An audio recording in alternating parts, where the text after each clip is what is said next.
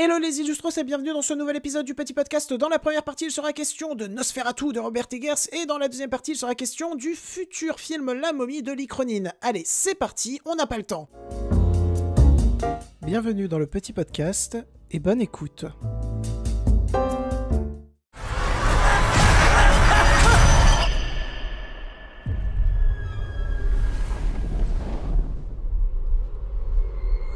I'm ready.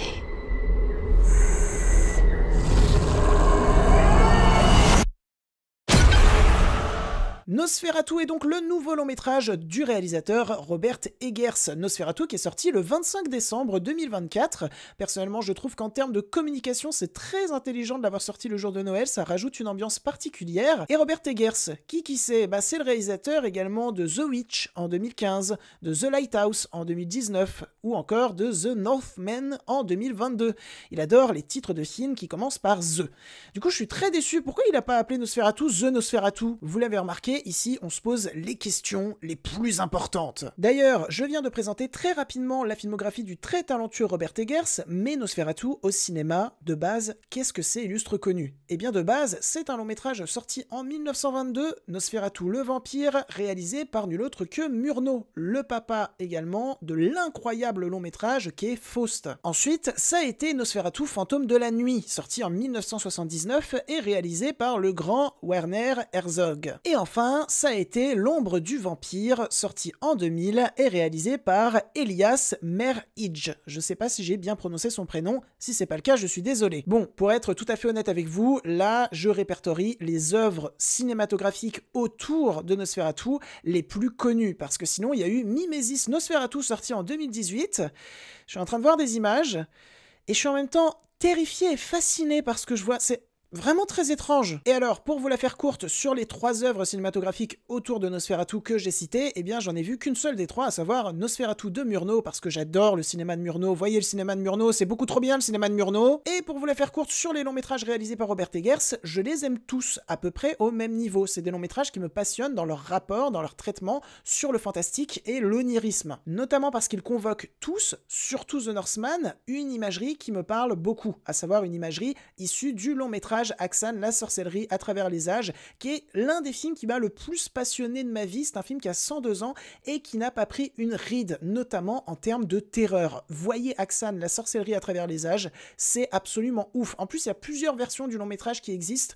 Ce film est passionnant, de bout en bout. Donc si on récapitule, le célèbre vampire Nosferatu, que j'aime beaucoup, s'est vu offrir un nouveau long métrage à un réalisateur que j'aime beaucoup également, que j'aime beaucoup pour ce qu'il convoque en termes d'imagerie visuelle d'horreur, et que j'aime beaucoup pour ce qu'il amène en termes de thématiques, et ce qu'il amène en termes de traitement à ces thématiques. Et je suis trop chaud, je veux trop voir ce film, et d'ailleurs, je l'ai vu, et je vous en parle maintenant.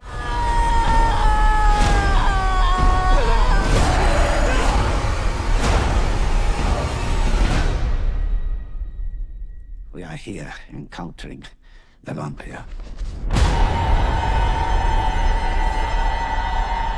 Nosferatu est donc un long métrage réalisé et écrit par Robert Eggers. On retrouve au casting Lily Rose Depp, Nicholas Hoult, qu'on a pu voir dernièrement dans le très bon Juré numéro 2. Nous retrouvons également Bill Skarsgård, Willem Dafoe, Emma Corrin, ou encore Aaron Tyler Johnson, qu'on peut voir également actuellement dans Kraven le chasseur, que je n'ai pas vu et que je n'ai jamais envie de voir. Et alors, qu'est-ce qui vaut ce Nosferatu par Robert Eggers ? Eh bien, c'est tout simplement un nouveau excellent film par Robert Eggers, et je rigole, bien entendu, puisque je trouve que c'est son film le plus bancal.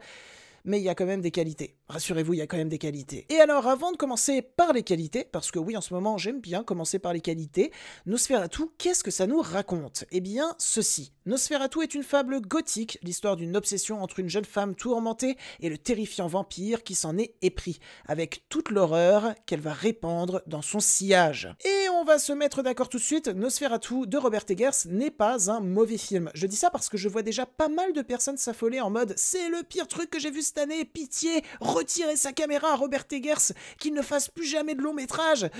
Non, c'est pas le pire truc que tu as vu cette année. Pitié, ne me dis pas que c'est le pire truc que tu as vu cette année. Si c'est le pire truc que tu as vu cette année, t'as pas vu grand chose cette année, mon gars. Parce que déjà, c'est magnifique.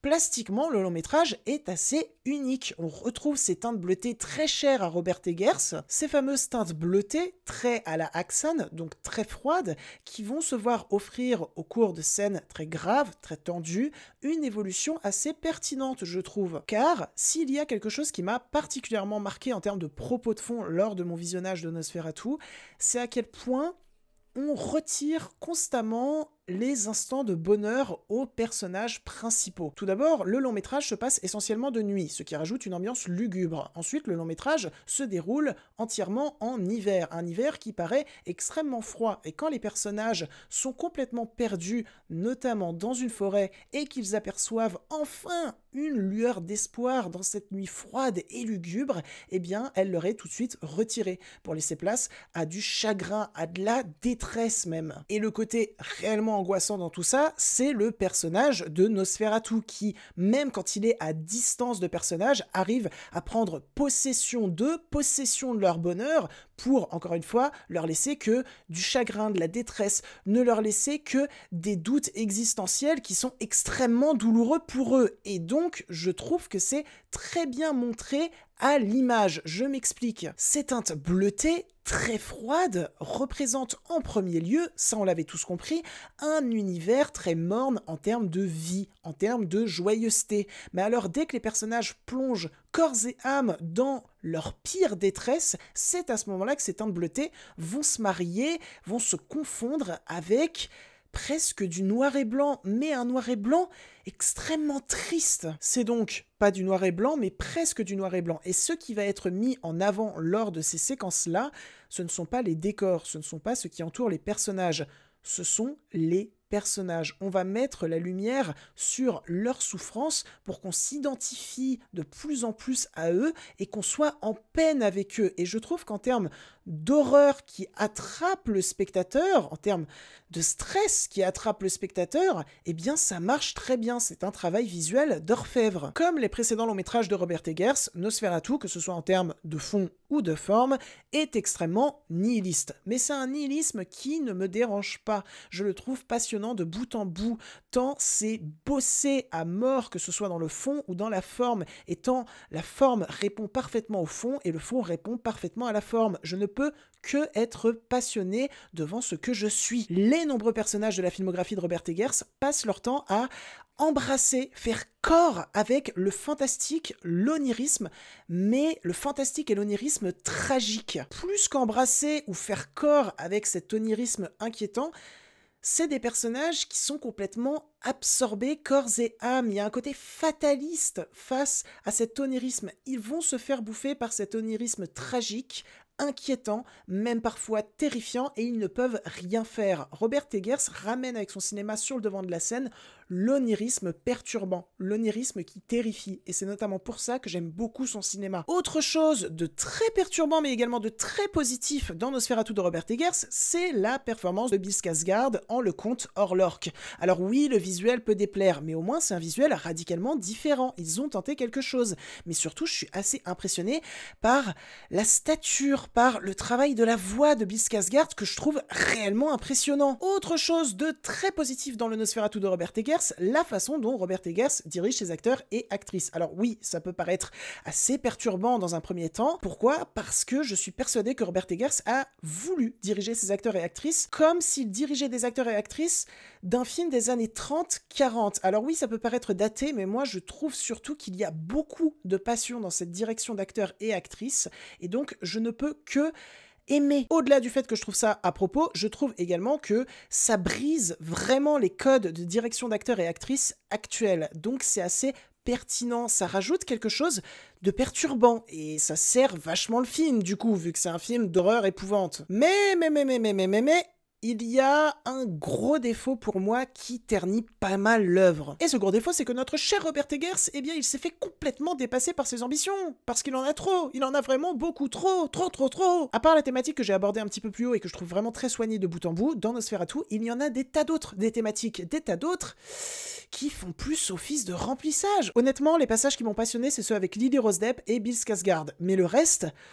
j'ai un peu piqué du nez. Honnêtement, j'ai un peu piqué du nez et ma mère aussi. Et ça, c'est pas bon signe. Parce que ce qui est très perturbant, et cette fois-ci dans le sens négatif du terme, c'est que Robert Eggers, avec le personnage du sous-fifre de Nosferatu ou avec le personnage de Willem Dafoe, tu sens qu'il veut développer de nouvelles horizons pour son univers. Mais en même temps, t'as l'impression que ça le passionne pas. Et du coup, il va tout de suite re-switcher sur les horizons avec Lily Rose Depp et Bill Skarsgård. Et là où les horizons avec Lily Rose Depp et Bill Skarsgård, elles sont tout bonnement passionnantes, le reste, bah pas trop. Et du coup, ça occasionne des giga chutes de rythme. Le film dure 2h13, ressenti 2h40, vraiment. Aussi, quelque chose de complètement incompréhensible, durant toute la première partie du long métrage, Robert Eggers va te développer à mort le personnage de Nicholas Hoult. Et c'est assez passionnant ce qu'il raconte avec le personnage. Et puis tout d'un coup, dans la deuxième et troisième partie, il va complètement abandonner ce personnage. Pourquoi Robert? Pourquoi? Il y a des réels moments d'incompréhension devant Nosferatu, où tu te dis pourquoi Robert tu abandonnes la trame narrative de Lily Rose Depp et Bill Skarsgård qui te passionne, ça se sent, au profit d'une trame narrative qui, en termes de fond ou de forme, ne te passionne pas. Et pourquoi par moment tu développes à mort un personnage en lui promettant un futur important dans la suite du long métrage pour au final totalement l'abandonner? Tu veux raconter trop de trucs Robert, tu ne sais même pas quoi raconter par moment en fait. Et aussi, par moment, Robert Eggers, il veut rendre un certain hommage aux œuvres cinématographiques précédentes concernant Nosferatu. Et donc il va faire du copier-coller qui n'est pas du copier-coller, mais qui finalement est du copier-coller.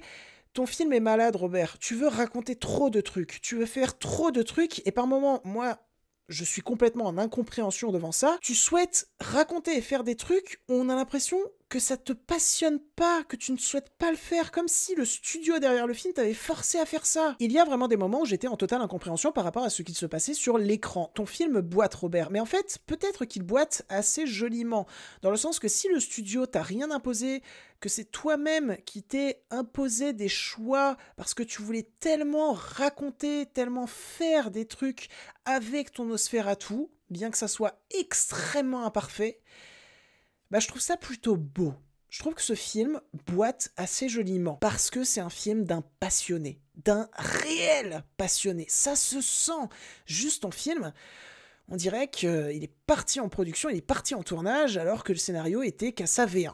Et ça, c'est un petit souci. Bon, j'espère que c'était pas trop le bazar dans mon argumentation. Maintenant, on passe au deuxième sujet, à savoir La Momie par Lee Cronin. Et pour le coup, je vais vous mettre un morceau musical de La Momie avec Brendan Fraser, parce que c'est trop bien et parce que j'adore Brendan Fraser.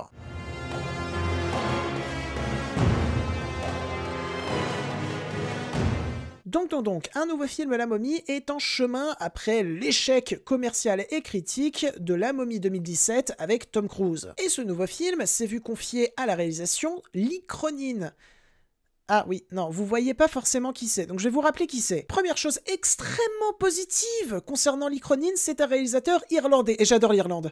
Voilà, j'adore l'Irlande, c'est mon pays de cœur. Un jour, je vous ferai une vidéo où je vous montrerai tous les lieux que j'adore en Irlande, je vous promets. Et deuxième chose extrêmement positive, Lee Cronin n'est autre que le réalisateur du dernier volet de la saga Evil Dead, aka Evil Dead Rise. Evil Dead Rise qui est un opus de la saga Evil Dead que j'aime beaucoup, de toute manière j'aime tous les opus de la saga Evil Dead, j'aime même la série Evil Dead, mais ce qui est important à savoir concernant Evil Dead Rise de Lee Cronin, c'est à quel point cet opus arrive à bien s'inscrire parmi tout ce qui a été fait dans le passé avec la saga Evil Dead. Plus que bien s'inscrire, ça respecte les codes d'écriture et de réalisation de la saga pour mieux les déjouer ensuite de manière ultra inventive et novatrice. Donc écoutez, moi j'ai pleinement confiance en Lee Cronin pour ce nouveau film de la momie. Je sais qu'il va réussir à s'insérer parmi une saga qui a un passé assez lourd et en tirer quelque chose de nouveau, quelque chose de riche en termes de cinéma. Aussi, j'ai encore plus confiance en ce nouveau film La Momie parce que Lee Cronin, il l'a prouvé avec Evil Dead Rise,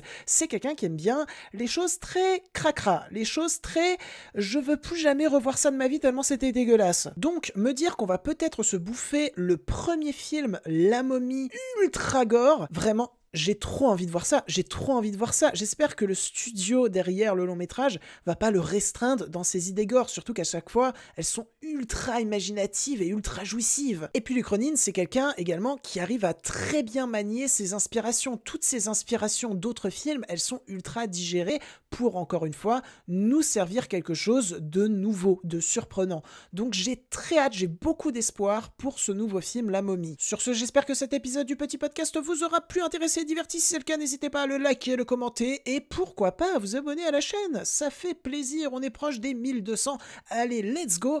J'espère que vous avez passé de très bonnes fêtes de Noël, que vous avez bien mangé, que vous avez eu de jolis cadeaux. Sur ce, on se retrouve très bientôt et je vous dis salut!